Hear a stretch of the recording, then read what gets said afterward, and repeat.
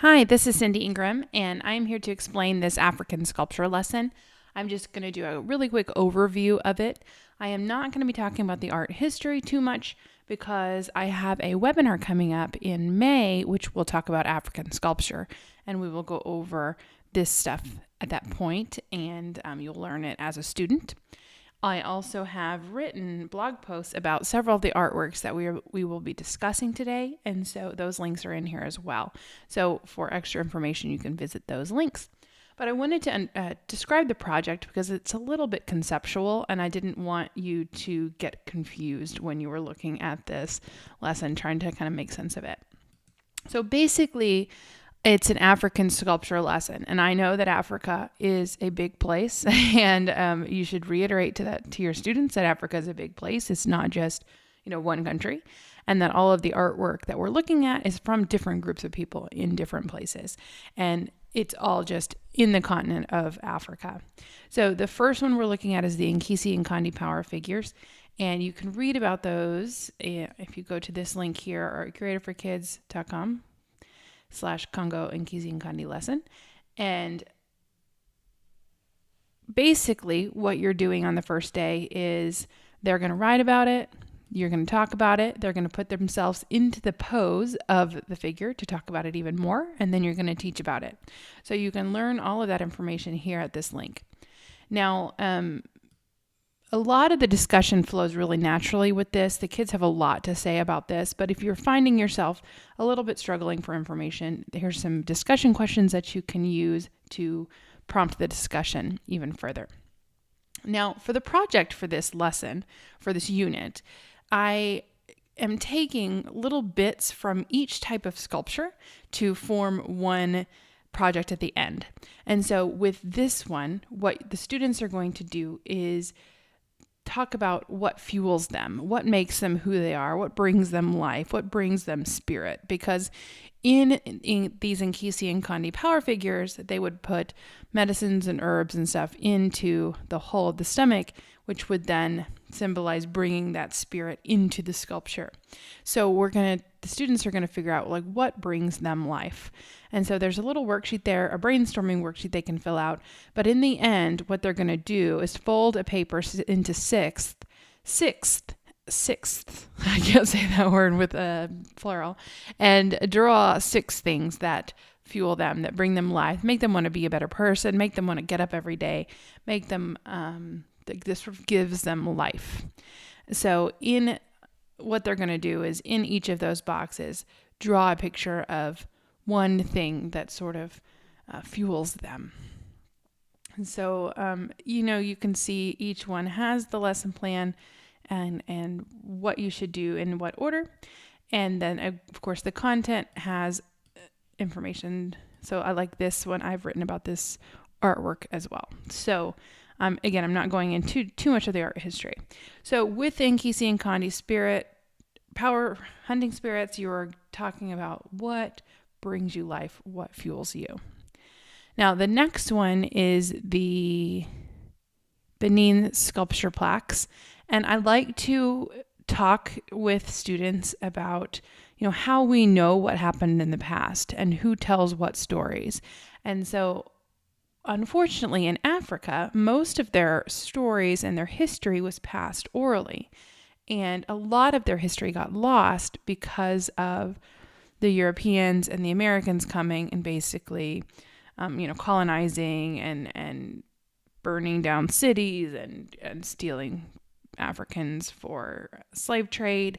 And they did a lot of damage. And some of the damage that was caused was that their art was stolen and that their stories were lost. So I also like to tell students that, in some older cultures, that when we look at their stuff that they made, we can make guesses about their lives, but if we don't have anything written, that's all we have is what they made. So it's just a good discussion topic when talking about art from Africa, that, a lot of their history was lost in that way. And that's going to happen to these artworks, these Benin artworks. So next lesson is the Benin sculpture plaques, and I have a post about this. but I don't have the link in here, so I'm glad I noticed that. And I will put the link.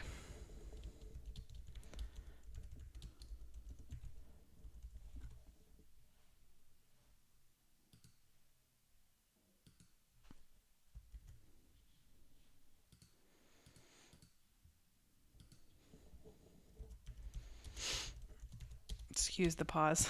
If I don't do it now, I might forget. Okay, these things are never 100% done. I always can find things to change. Okay, so you study the Benin sculpture plaques, you have them look at these and discuss them, you teach about them, and then the thing that I'm sort of pulling from this is that these are illustrating elements of the king's life. So what these plaques were was basically, they would put them on the outside of the palace, and they'd be kind of propaganda, almost showing the power of the king. They would show things, connections with Portuguese merchants and things like that. And so what the students are going to do, and again, I want to start telling you about the art history, but I'm trying to hold off to make this video shorter. Again, we will have a webinar coming soon about that. But the students are going to pick 4 important moments from their life and illustrate them. So they are going to take their paper, fold it into fourths, and in each section draw 1 important scene from their life. Now, some of these are negative experiences, and although they are an important experience from their life, that they bring up some negative emotions. And I did have some students that cried while they were making this part. And I told the students that it's important, this is an important piece of what makes you who you are, but you don't have to share that with us. This is not for us to look at. This is for you only. So this part that you're drawing is actually going to be hidden in the end result. You're not going to see it at all. Only the artist, the student, is going to know what that is and what it represents. And so I gave them an example of my own childhood, that I had an alcoholic dad who had abandoned me. And that, when I think of memories from him, I remember watching Cowboys games in his small apartment while he drank whiskey. I remember very clearly what the whiskey glass looked like. And I didn't even know at the time that he was an alcoholic. But anyway, I just remember that glass. And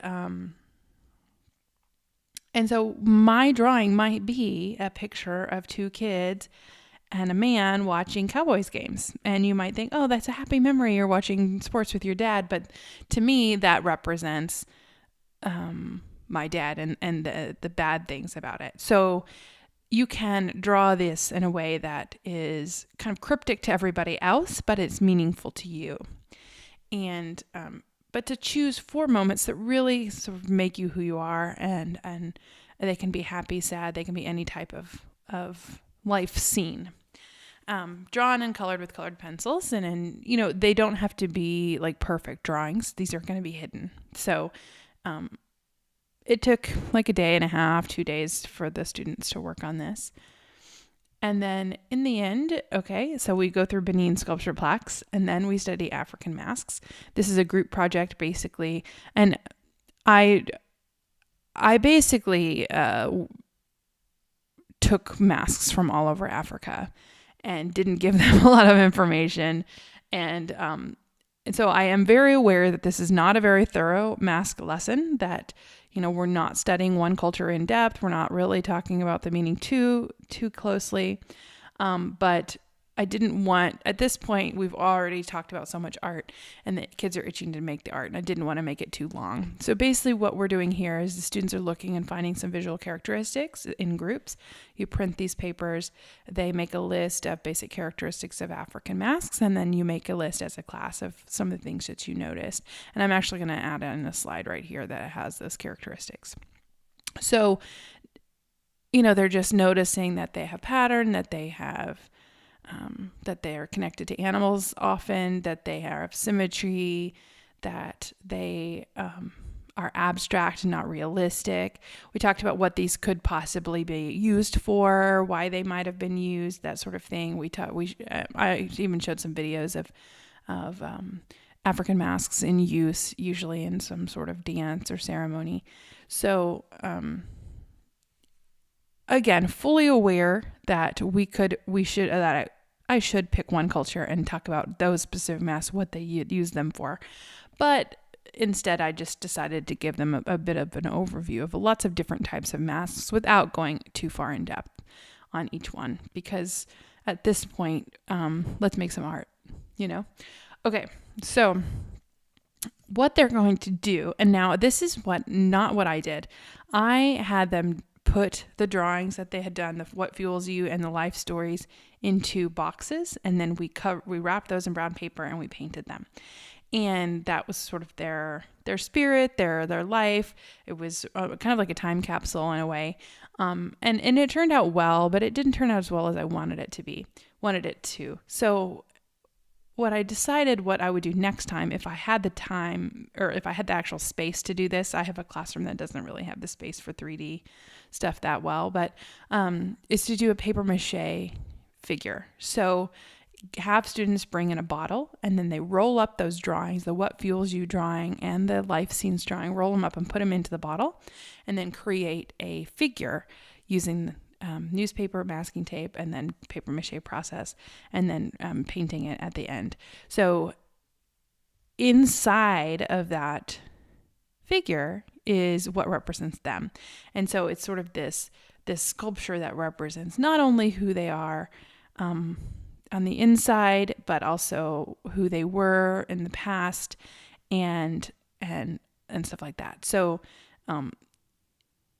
you can too also have them make like a mask with a back to it so that they could stick some sort of vessel that will hold the drawings inside, and you can close them up and kind of lock them in there.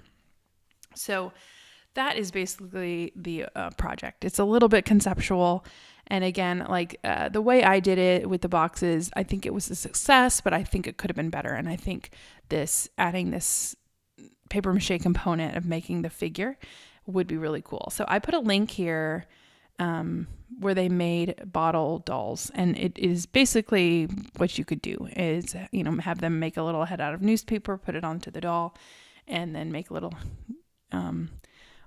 arms and stuff out of either wire or newspaper, and then they can paper mache it and then paint it. And then if you want to bring in elements of the mask, you can say, well, what do you show to the outside world versus what you show to the inside world? And then on the outside, you can have them paint kind of their outside persona and what that mask might be. So that is in a quick overview, or not quick overview. It's probably not, I don't know how long I've been talking, but of this project. It is, like I said, it's a little conceptual, it's a little out there, but the students love the art. They find the art really interesting. And I think, with the addition of this paper mache project, could really create a really meaningful end product for the student that they can really connect to. So there you go. If you have any questions, please don't hesitate to ask. Again, we're going to have a webinar on African sculpture in May of 2017. So depending on when you're watching this, you can either come watch it live or come to the live session, or you can watch the recording after. So thank you very much, and I'll talk to you later. Bye.